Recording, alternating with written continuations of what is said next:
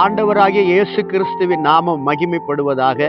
பிரியமானவர்களே, இந்த உலகத்திலே எதற்கும் பயப்படாமல் எப்பொழுது தைரியமா இருக்க வேண்டியவர்கள் நீங்கள்தான். உங்களை உண்டாக்கின தேவன் எப்பொழுதும் உங்களுக்கு முன்பாக நிற்கிறார். அவருடைய அனுமதி இல்லாமல் உங்களுக்கு எந்தவித தீங்கும் வரவே முடியாது, சேதம் வரவே முடியாது.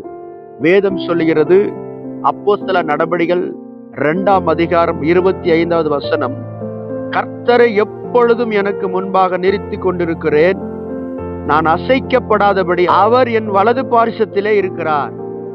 ஆண்டவராகிய இயேசு கிறிஸ்து இந்த பூமியிலே வாழ்ந்து கொண்டிருக்கிற நாட்களிலே சோதனைகள் வந்தது. அவர் படகில் போகும் பொழுது காற்று வந்தது, அலைகள் அதிகமாக எழும்பிற்று, மனிதர்கள் எழும்பினார்கள், உறவினர்கள் எழும்பினார்கள்.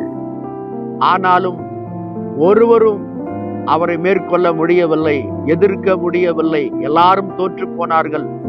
கடைசியாக இயேசுவுக்கு மரணம் வந்தது. அந்த மரணம் கூட அவரை தடுத்து நிறுத்த முடியவில்லை. அந்த பூமியில 3 நாளுக்கு மேலாக பூமியும் வைத்திருக்க முடியவில்லை. பாதாளத்தின் வல்லமைகளை முறியடித்தவராக அவர் எப்பொழுது வெற்றி பெற்றவராக, ஜீவனுள்ளவராக காணப்பட்டார். காரணம், அவர் எப்பொழுதும் பிதாவாகிய தேவனை அவருக்கு முன்பாக வைத்திருந்தார். அதனால்தான் தீர்க்க தரிசனமாக தாவீது சொல்கிறார் அவரை குறித்து, அவர் அசைக்கப்படுவதில்லை என்று சொல்லி. தாவீதினுடைய வாழ்க்கையில் கூட பிள்ளைகள் விரோதமாக, எதிரிகள் விரோதமாக வந்தார்கள். கோலியாத் என்பவன் உயர்ந்த மனிதன், பலசாலியாக வந்து நின்றான். ஆனாலும் தாவீதுக்கு முன்பாக அனைவருமே தோற்று போனார்கள். காரணம், தாவீது எப்பொழுதும் கர்த்தரை அவனுக்கு முன்பாக வைத்திருக்கிற ஒரு மனிதனாக காணப்பட்டான். தேவ பிள்ளைகளே, நீங்கள் எந்த நிலைமையில் இருக்கிறீர்கள் என்பது முக்கியம் அல்ல, உங்களோடு கூட யார் இருக்கிறார் என்பதுதான் முக்கியம்.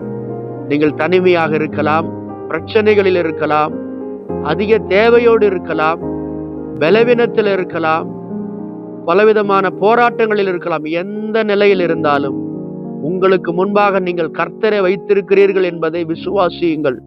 கர்த்தர் எப்பொழுது எனக்கு முன்பாக இருக்கிறார், நான் அசைக்கப்படுவதில்லை என்று சொல்லுங்கள்.